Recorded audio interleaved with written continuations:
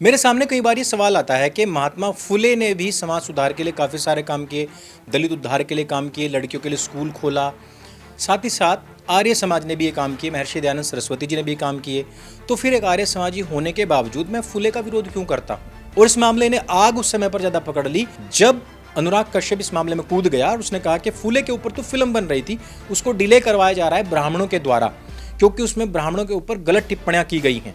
तो मैं ऐसे में ब्राह्मणों के ऊपर पूछता हूं तुम्हें क्या प्रॉब्लम होती है। उसके बाद में भी उसने ब्राह्मणों के ऊपर काफी सारी अभद्र टिप्पणियां की है, और ये गाली केवल ब्राह्मण समाज को ही नहीं है बल्कि संपूर्ण सवर्ण और ओबीसी समाज को है। ओबीसी समाज में इसलिए जोड़ रहा हूं क्योंकि 91 से पहले ओबीसी भी सारे सवर्ण ही थे। ये मंडल आयोग आने से पहले जो आज के ओबीसी हैं सारे के सारे सवर्ण ही हुआ करते थे। और जिस प्रकार से देश के निर्माण में सवर्ण और ओबीसीज ने एक बहुत बड़ा योगदान, एक बहुत बड़ा त्याग, बहुत बड़ी तपस्या की है, ये सारी की सारी उनके ऊपर ही पेशाब करने की बात है। फुले ने अपनी जिंदगी में हमेशा केवल हिंदुओं को टारगेट बनाया, उनको गालियां दी, इवन उनके हिंदू देवी देवताओं को भी खूब गालियां दी। दूसरी तरफ मोहम्मद के गुणगान करते हुए उस व्यक्ति ने कविता पाठ लिख दिया। ईसाइयों का वो बड़ा पक्षधर था। अब आप जरा सोचिए कि इस्लाम और मोहम्मद के नाम पर 500 से ज्यादा आतंकवादी संगठन है, और इन संगठनों ने 2001 से लेकर के 2025 तक तकरीबन 13,000 से अधिक आतंकवादी हमले किए हैं। इस्लाम एक ऐसा संगठन है जिसने कि पूरी दुनिया के अंदर हाहाकार मचाया हुआ है। मुसलमानों ने हिंदुस्तान के अंदर आकर सबसे पहला जो काम किया था वो किया था बौद्धों के प्रतिमाओं को तोड़ने का। अफगानिस्तान पूरी तरीके से बौद्धों का था, पाकिस्तान के अंदर उनका काफी प्रभाव था, लेकिन उनको विनष्ट कर दिया। अब अगर फुले के द्वारा किए गए कार्यों को हम देखें और आर्य समाज या महर्षि दयानंद सरस्वती जी के किए हुए कार्यों को यदि हम देखें तो एक तरफ फुले का कार्य पूरी तरीके से निगेटिविटी से भरा हुआ था। हिंदू समाज के प्रति, हिंदू धर्म के प्रति उनके अंदर जो नकारात्मकता थी वो कूट कूट करके भरी हुई थी। वो केवल ताजिंदगी गाली देते देते मर गए। निर्माण के नाम पर उन्होंने कुछ भी नहीं किया। जबकि दूसरी तरफ महर्षि दयानंद सरस्वती जी ने समाज सुधार के लिए जितने कार्य किए वो आज भी प्रचारित प्रसारित हैं, वो आज भी कारगर हैं। इवन सरकारों ने, कोर्ट्स ने भी उनके ऊपर बड़े बड़े फैसले लिए, बड़े बड़े निर्णय लिए। एक तरफ फुले ने जो स्कूल चलाया था, जो बनाया था, वो आज विनष्ट हो चुका है। उन्हीं के अनुयायियों ने उसको प्रबंधन के नाम पर शून्य प्राय कर दिया है, नष्ट प्राय कर दिया है। जबकि दूसरी तरफ आर्य समाज ने तकरीबन 900 से 1000 के बीच डीएवी स्कूल बनाए, जिनमें कि आज तक बहुत बड़ी बड़ी प्रतिभाएं पढ़ करके निकल चुकी हैं। बड़े बड़े एक्टर, एक्ट्रेसेस, खेल खिलाड़ी, आईएएस, आईपीएस, इवन बहुत बड़े बड़े बिजनेसमैन भी डीएवी से ही पढ़ करके निकले हैं। आज की तारीख में भी किसी भी समाज, किसी भी जाति का बच्चा हो, अपने आप में गर्व महसूस करता है कि वो डीएवी में पढ़ रहा है, या उसके माँ बाप चिंतित रहते हैं कि यार किसी प्रकार से हमारे बच्चे का डीएवी में एडमिशन हो जाए। ये डीएवी 1000 के करीब जो डीएवी है ना, ये हिंदुस्तान के अंदर सबसे बड़ी स्कूल चेन है, जो कि आर्य समाज महर्षि दयानंद सरस्वती जी की देन है। अर्थात उन्होंने जो निर्णय लिया था कि हमारा समाज शिक्षित समाज होना चाहिए, वो उन्होंने पूरा करके दिखाया। एक तरफ हैं फुले जी, जिन्होंने कभी जिंदगी में क्रांति को लेकर के, आज़ादी को लेकर के कोई योगदान नहीं दिया। इनके जितने भी अनुयायी थे वो सारे चाहते थे कि चाहे मुसलमान हो चाहे अंग्रेज हो, यहाँ पर बदस्तूर बने रहें, हमारा देश गुलाम रहे, वो ज़्यादा अच्छा है। दूसरी तरफ वो गुलामगिरी जैसी किताब लिखते रहे जिसमें नकारात्मकता ही भरी हुई थी। एक तरफ है आर्य समाज, जिन्होंने सैकड़ों हजारों क्रांतिकारी दिए थे। कभी ऐसे ही गूगल सर्च करके देख लेना कि लाला लाजपत राय कौन थे, कभी सर्च करना कि करतार सिंह कौन थे, कभी सर्च करना कि भगत सिंह कौन थे, कभी सर्च कर लेना स्वामी श्रद्धानंद कौन थे। ये वो लोग थे जो हजारों क्रांतिकारियों की प्रेरणा थे। इन्हीं की सीख लेकर के आगे लोग क्रांतिकारी बने थे। और ऐसे नाम गिनवाने लग जाऊंगा तो शाम हो जाएगी भाई, बहुत मोटी किताब है। इसमें एक आर्य समाज का स्वतंत्रता के आंदोलन में योगदान, 80% से ज्यादा क्रांतिकारी आर्य समाजी थे। एक तरफ है फुले जी, जिन्होंने ईसाइयों का खूब महिमा मंडन किया, इस्लाम का महिमा मंडन किया। एक तरफ आर्य समाज, जिन्होंने 13वां और 14वां समोल्लास लिख करके ईसाइयों और इस्लामिकों की धज्जियां उखेड़ दी। आज भी इनके ऊपर हजारों केस चलते हैं, लेकिन सारे के सारे सत्यार्थ प्रकाश ही जीतते हैं। ऐसे में बाहर से आए हुए यवनों को भोला बताने वाले फुले जी हैं, दूसरी तरफ उनको नंगा करने वाला आर्य समाज है। एक तरफ फुले जी हैं जिन्होंने अपनी जिंदगी में कोई ऐसा संगठन नहीं बनाया जिससे कि वो लोगों को प्रभावित करके शिक्षा के तंत्र को मजबूत कर पाते। जबकि दूसरी तरफ आर्य समाज है जिसने कि 1000 के करीब डीएवी स्कूल बनाए। ये मैं आपको बता चुका हूं। 45 से ज्यादा महाविद्यालय हैं, 6 के करीब यूनिवर्सिटीज हैं, जिनमें DAV university Jalandhar, Kangri university Haridwar, दूसरा है पतंजलि यूनिवर्सिटी, वो भी हरिद्वार में ही है, और एमडीयू महर्षि दयानंद यूनिवर्सिटी रोहतक। ऐसी बड़ी बड़ी यूनिवर्सिटीज हैं। और अभी ज्वालापुर महाविद्यालय को यूनिवर्सिटी बनाने के लिए 500 करोड़ रुपए का योगदान आर्य समाज और खास तौर पर स्वामी रामदेव आचार्य बालकृष्ण ने दिया है। अब आप जरा सोचिए कि 6 के आसपास तो यूनिवर्सिटीज हैं, 1000 के आसपास उनके स्कूल हैं, गुरुकुल कितने होंगे?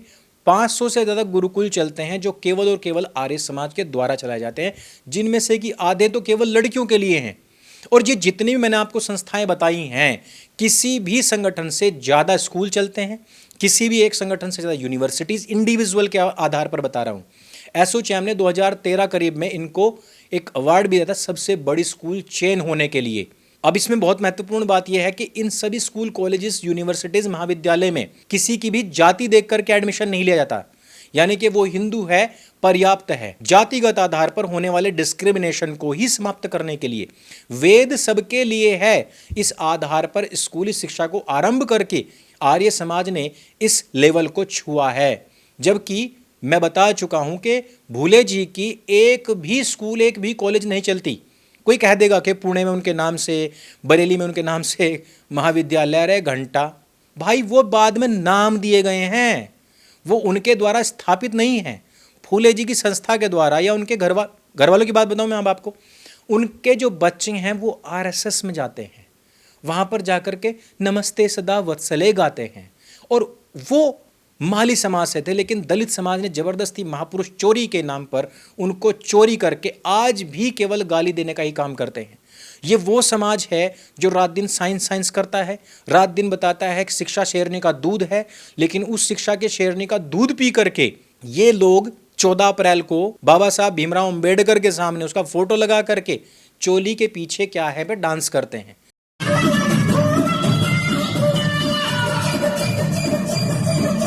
ये वो शेरनी का दूध पीने के बाद में इनके अंदर ताकत आती है जब ये नीले कपड़े पहन करके इस प्रकार का नीला थोथा बिखेरते हैं। समाज के अंदर नकारात्मकता बहुत तेजी से फैलती है। इसी कारण से आज के ये तथाकथित दलित समाज सुधारक या दलित चिंतक केवल और केवल नकारात्मकता फैलाते हैं, जिससे कि हमारे भविष्य के भारत को बहुत ज्यादा नुकसान है। अब अगर हम बात करें भाई फुले जी को चोरी से अपना महापुरुष बनाने वाले समाज की, कि इन्होंने देश की आर्थिक स्थिति में कितना योगदान दिया, तो वह है 0, 0।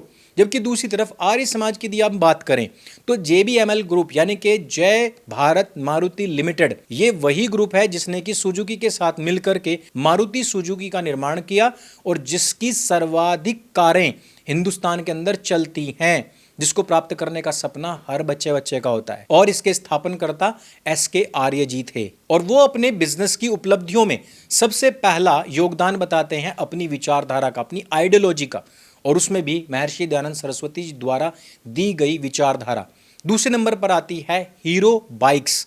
आपने कहीं पर भी सर्च किया होगा या जीके में भी कोई क्वेश्चन आता है कि हिंदुस्तान के अंदर सबसे ज्यादा कौन सी बाइक चलती हैं, तो आपको ही पता है हीरो होंडा। होंडा के साथ मिलकर के हिंदुस्तान में सस्ती मोटरसाइकिल का सपना साकार करने वाला कोई व्यक्ति था तो वो था मुंजाल ग्रुप। मुंजाल ग्रुप की हिस्ट्री उठा करके देख लेना भाई, दिमाग फट जाएगा तुम्हारा। आर्य समाज की विचारधारा से, महर्षि दयानंद सरस्वती जी की विचारधारा से प्रभावित ये पूरा का पूरा परिवार आज भी स्कूलों के निर्माण में सर्वाधिक योगदान देता है। पंजाब नेशनल बैंक किसने बनाया था? लाला लाजपत राय। लाला लाजपत राय कौन थे? महर्षि दयानंद सरस्वती जी के अनन्य शिष्य थे। आज हिंदुस्तान का सबसे बड़ा बैंक कौन है? Punjab national bank. क्रांतिकारियों के सहयोग के लिए बनाया गया ये बैंक आज देश ही नहीं बल्कि पूरे विश्व के अंदर डंका बजाता है। किसकी देन है? आर्य समाज की। अमर उजाला ग्रुप किसकी देन है? कौन थे इसके संस्थापनकर्ता? आर्य समाज के लोग थे। आज आप जिंदल की बात करें, अपोलो की बात करें, बीकानो की बात करें, हल्दीराम की बात करें, आप MDH की बात करेंगे, आप पतंजलि ग्रुप की बात करेंगे, कौन नहीं है वो जो आर्य समाज से प्रभावित नहीं है? देश के मूलभूत इंफ्रास्ट्रक्चर में सबसे बड़ा योगदान देने का कार्य आर्य समाज करता है। जबकि दूसरी तरफ भूले जी के जितने भी अनुयायी हैं वो बेचारे रात दिन गाली देने के अलावा कोई उनका काम ही नहीं है। यदि आप आर्य समाज के या DAV के या महात्मा हंसराज कॉलेज से निकले हुए जितने भी स्टूडेंट्स हैं उनकी हिस्ट्री खंगालेंगे ना तो भाई मैं कह रहा हूं तुम चकरा करके नीचे गिर जाओगे। समाज में केवल नकारात्मकता फैलाना बहुत आसान रहता है, समाज में कुछ पॉजिटिव करना होता है ना तो भैया तोड़ों तक के पसीने निकल जाते हैं, और वो चीज करना तुम्हारे बस की बात है नहीं। क्योंकि तुम लोगों को क्या करना है, नीला धोता चेहरे पर लगाना है, कच्ची दारू पीनी है, नाली में कूद जाना है। तुमको ये तक नहीं पता है कि भीमराव अंबेडकर का जन्म कौन से सन में हुआ था। और बात करते हैं ऊंची ऊंची, तो पैदा हुए थे बाबा साहब? बड़े भाई बताइए, तो बाबा साहब का जन्म कब हुआ था? मालूम नहीं सर, मुझे नॉलेज नहीं। ऐसे में मैं ऐसे लोगों के मुंह पर फिर से अपनी भंडी हुई चप्पल मारना चाहता हूं जो लोग कहते हैं कि महर्षि दयानंद सरस्वती और फूले तो एक ही थे, उन्होंने दोनों ने ही एक ही तरह के काम किए। नहीं भाई, फूले ने दलित उद्धार के लिए कोई काम नहीं किया। उस टाइम पर जो स्कूल खोले थे उसके बाद में सब कुछ चौपट हो गया। दूरदर्शिता किसको कहा जाता है? वो आर्य समाज से सीखो, महर्षि दयानंद सरस्वती से सीखो, वो स्वामी श्रद्धानंद से सीखो, वो महात्मा हंसराज से सीखो, वो आर्य समाज के जितने भी लोग काम कर रहे हैं उनसे सीखने की आवश्यकता है। सिर्फ थूक बिलोने से समाज नहीं बनता है। समाज के निर्माण के लिए एड़ी चोटी तक की मेहनत करनी पड़ती है, जीवन को खपाना पड़ता है। केवल थूक बिलोने से समाज का निर्माण नहीं होता। और जिस तरीके का जातिवाद आज की तारीख में हिंदुस्तान की नसों में डाला जा रहा है राजनीतिक पार्टियों के द्वारा, ये आगामी भविष्य में बहुत ज़्यादा खतरनाक होने वाला है। समाज में यदि आपको कुछ सकारात्मक परिवर्तन लाने हैं तो थूक बिलोना छोड़ना पड़ेगा, केवल और केवल नकारात्मकता फैलानी छोड़नी पड़ेगी और पॉजिटिविटी का साथ देना पड़ेगा। इस वीडियो में सिर्फ इतना ही। अगर ये वीडियो आपको अच्छी लगती है, जानकारी से भरपूर लगती है तो इसको सबके साथ में शेयर अवश्य करें। मेरे संग बोले सत्य सनातन वैदिक धर्म की जय। जय हिंद, वंदे मातरम।